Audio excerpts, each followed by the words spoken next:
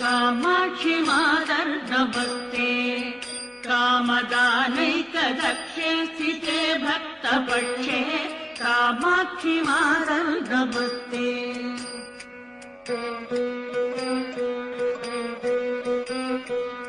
कामारिकान्ते कुमारी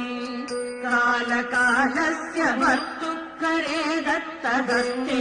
कामाय कामप्रदात्री कामकोटिस्थ पूज्ये गिरं देहि मह्यम् कामाक्षि मादर्दभक्ते